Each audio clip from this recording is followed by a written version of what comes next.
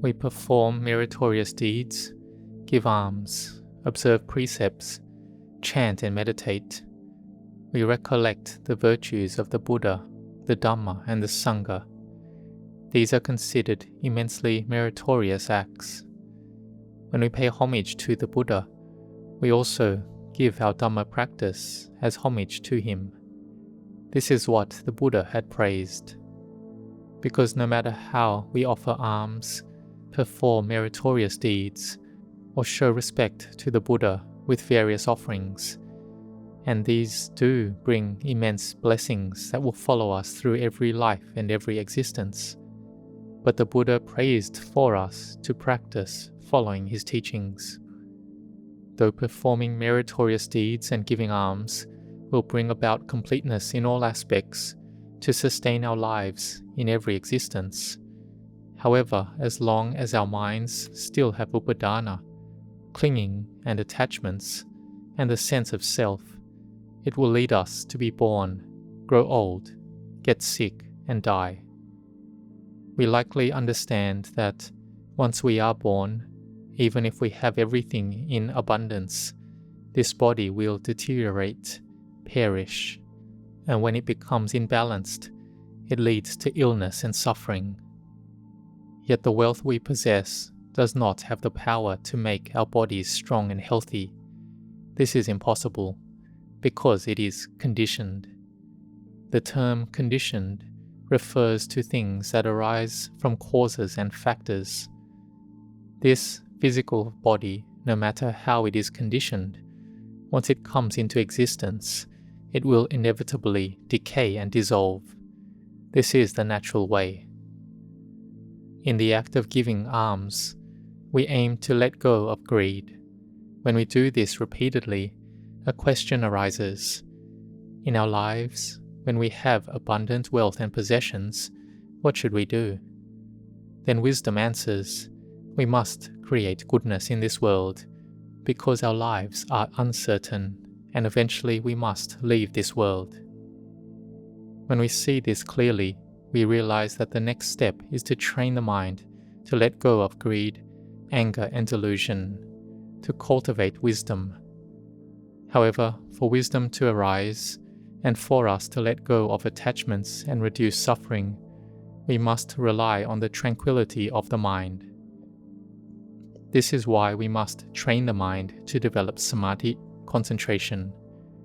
For the mind to achieve samadhi, we must have sila, the precepts. Having sila is peace in our body and speech, freeing them from all harmful actions. With this foundation, we can sit in calmness. Yet the mind is always occupied with memories, thoughts, and proliferations. It's never still.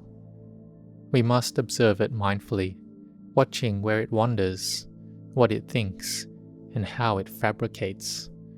We teach the mind that these memories and proliferations are not us.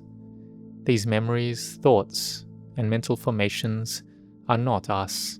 They are one type of mental phenomena that we call sanya, perception, or sankhara, mental formations.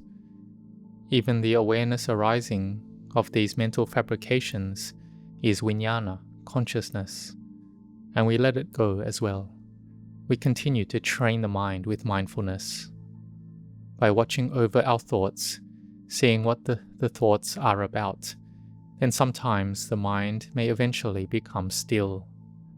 The mind stops proliferation because we have become aware of the defilements in time.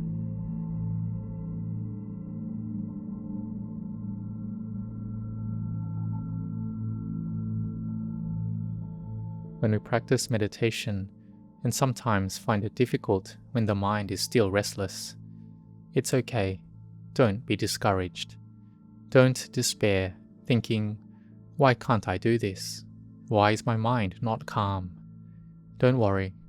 We have our duties to fulfill, and we must continue to cultivate goodness through acts of generosity and self-sacrifice. We should keep doing this often. We have generosity in our body and speech, and we train until it becomes a habit, until we can let go of the sense of self. The mind is at ease, it brings happiness. The giver will inevitably receive happiness in return.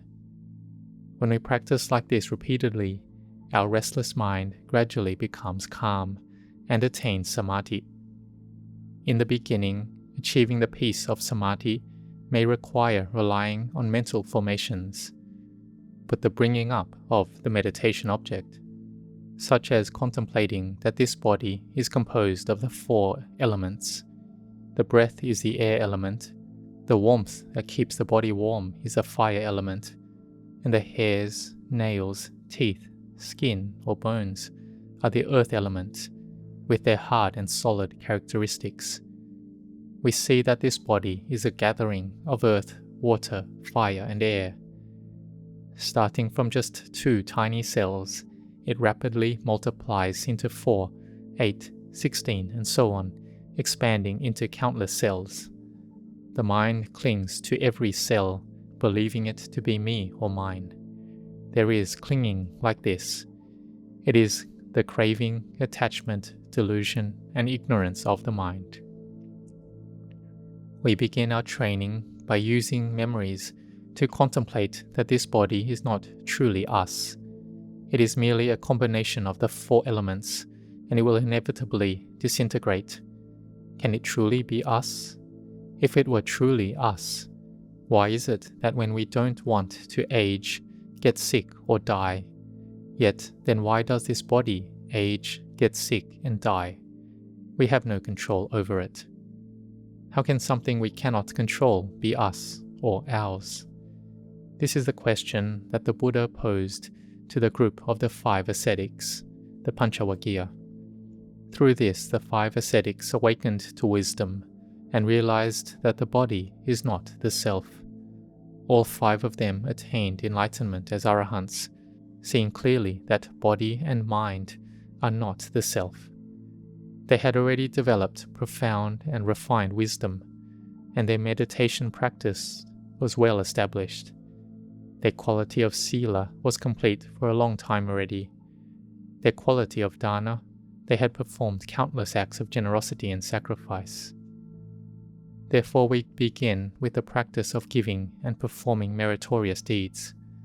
When we do this repeatedly, the mind becomes inclined to thoughts of generosity and less focused on accumulating worldly possessions.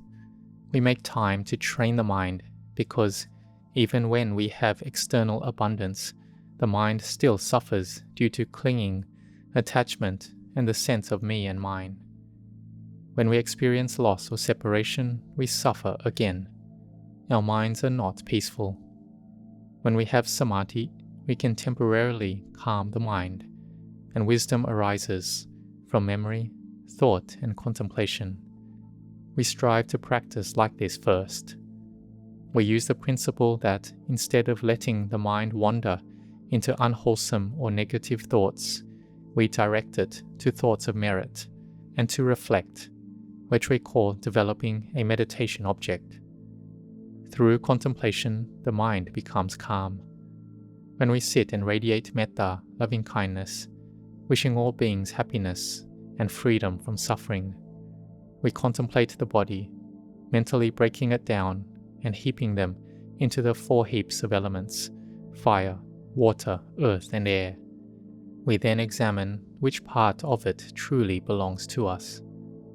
We imagine dismantling the body, piling up the bones. Have we not seen the dead, with their piles of bones and skeletons? Can that be called us or them?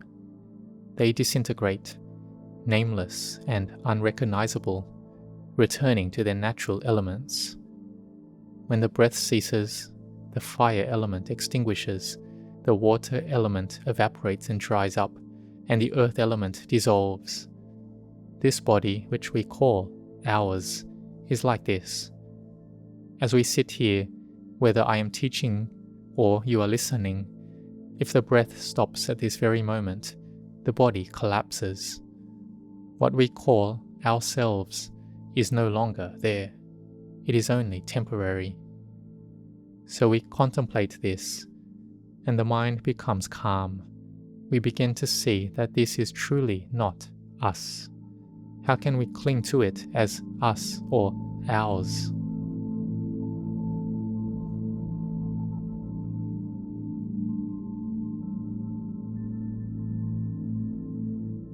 When greed, anger, or delusion arise, we reflect. Why should we be greedy? Why should we be angry? Why should we be deluded? This body is not us, not ours.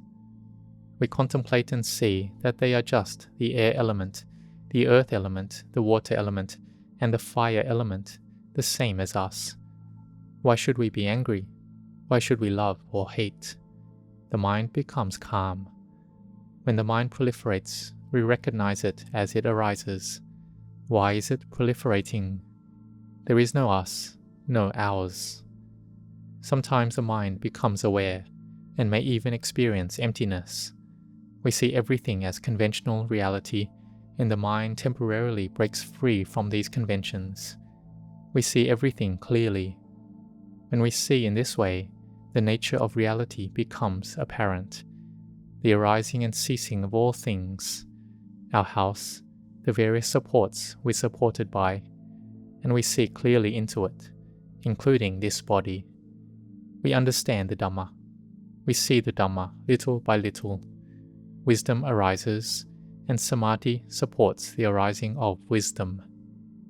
When wisdom arises, we have the knowledge and skill to practice Dhamma, to practice generosity, observe precepts, and perform meritorious deeds solely for the purpose of letting go of greed, anger, and delusion. It is for the sake of emptiness, for the purity and liberation of the mind. We strive and make an effort. Whenever unwholesome actions arise, we try to abandon them. We consistently cultivate merit and wholesome deeds. We train the mind to transform from its original state as an ordinary mind filled with greed, anger, and delusion into a mind of beauty. Our faces become radiant, smiling, and bright. Our complexion glows. Why? Because the mind has improved. The mind is filled with Dhamma, understands the Dhamma, and possesses virtue, has sila, has samadhi, and wisdom. Therefore, the power of samadhi brings greater benefits than sila. A person who can observe the precepts and practices restraint may still have a restless, distracted mind, filled with incessant thoughts, doubts, and hesitations.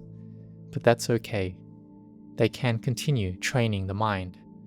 Eventually, doubts will lessen, and greed and anger will gradually diminish. It eases and lessens. The mind that has restlessness and agitation, like a burning fire, will subside. The mind, which was once wildly distracted, will slowly calm down. As the mind becomes calmer bit by bit, we begin to understand. The mind cools down through samadhi. Some people find it helpful to meditate on Buddho, Dhammo, or Sangho. They may repeat Arahang Buddho, Buddho Arahang, or chant mantras to calm the mind. Reciting Itipiso Bhagawa 108 times can help the mind settle into peace and samadhi. Some may not need to reach 108 repetitions. Just 9 times may be enough to calm the mind. For others, even a single repetition of Buddho can bring stillness, leading to rapture and samadhi. Like Anathapindika, the wealthy merchant, he had practiced a lot in the past and had greatly developed mindfulness of the Buddha. Merely hearing the word Buddha had arose. It filled him with joy, and his heart was so rapturous and full that he couldn't sleep all night. He longed to visit the Buddha, but it wasn't the right time. Early in the morning, before dawn, he hurried to meet the Buddha at Jetavana Grove. When he listened to the Dhamma taught by the Blessed One on generosity, morality, and meditation, He had already practiced giving and observed precepts. He understood the benefits of generosity and morality, and joy arose in him. He realized and saw that clinging and attachment lead to suffering, and he immediately saw into the Four Noble Truths during his first hearing of the Dhamma. He took refuge in the Buddha as his lifelong shelter.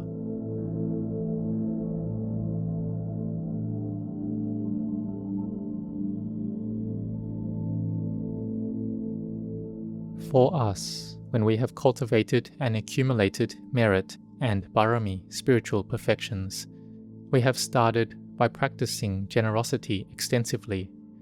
When we are well established in giving, we also perform meritorious deeds, make sacrifices, and help others, assisting the poor and needy. We strive to do this. As monks, we fulfill our duties and make sacrifices in every way. Whatever knowledge we have, we use it to support the Sangha. Everything is done willingly and with a contented heart, bringing immense benefits. As for samadhi, whether the mind is calm or not, never mind, we continue to practice. We live by sila. Silena sugating yanti. Sila leads to happiness and contentment. Wealth becomes noble wealth, which cannot be destroyed. Having external wealth, on the other hand, is uncertain. Some people, due to past actions, may lose their wealth. It can vanish, be destroyed by fire, floods, or disasters. But if we haven't created such karma, our wealth remains intact, and no one can destroy or harm it. We strive to cultivate virtue and merit. When we uphold sila in this way, then samadhi gradually arises. There is kanika samadhi, a small but calming peace that brings contentment to the heart.